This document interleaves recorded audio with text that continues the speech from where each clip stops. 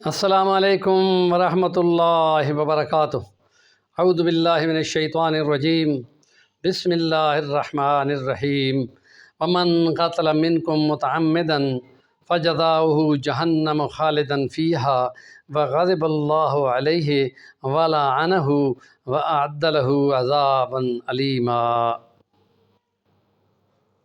قال اللہ تعالی: ومن احیاہا فکأنما احیا الناس جمیعا۔ صدق اللہ العظیم۔ کسی انسان کا قتل قرآن مجید کے نزدیک انسانیت کا قتل ہے، اور جو کسی کو بچا لیتا ہے موت سے گویا کہ اس نے انسانیت کو بچا لیا۔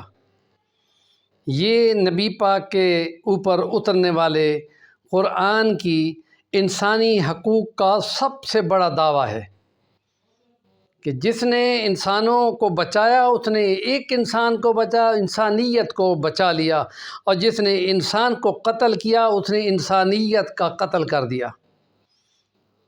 اور آخرت میں گناہوں پہ عذاب کی خبریں ہم احادیث سے سنا رہے ہیں، تو اللہ پاک فرما رہا ہے کہ جان بوجھ کر قتل کرنے والے کو اللہ سخت غضبناک ہوگا، اور وہ اس کو وہاں پر پتہ نہیں کیسے کیسے جواب دہی کرنی پڑے گی، اور کون کون سے اس کے اعمال سارے چھین لیے جائیں گے اور تمام اس کو دے دیے جائیں گے، اور اس کے گناہ سارے اس پہ لاد دیے جائیں گے، اور اس کو واصل جہنم کر دیا جائے گا۔ اور لمبی مدت، کیونکہ ایمان والوں کو آخر میں خدا نے نکالنا تو ہے، تو لمبی مدت مراد ہے، خدا کا سخت ناراضگی کا اظہار ہے۔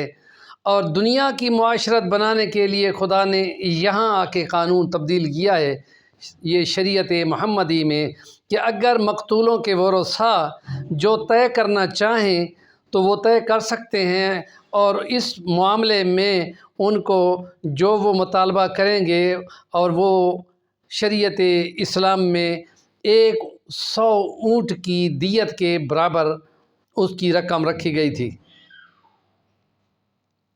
اور ضیاء الحق نے اپنے دور میں اپنی اتھارٹی ختم کر کے مقتول کے ورثاؤں کو منتقل کر دی تھی۔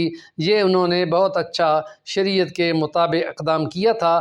اب لوگوں کو چاہیے کہ ان کی باہم صلح کراتے ہوئے اور ان کے خون بہا کو ادا کر کے قوموں اور قبیلوں کے درمیان یہ فرقہ وارانہ یا یہ انسانی جان کے اختلاف کو ختم کر کے باہم ہم آہنگی کو فروغ دینا چاہیے، اور بہت سارے سوشل ورکر اور پیر فقیر لوگ یہ کام کر رہے ہیں اور بہت عمدہ کام کر رہے ہیں۔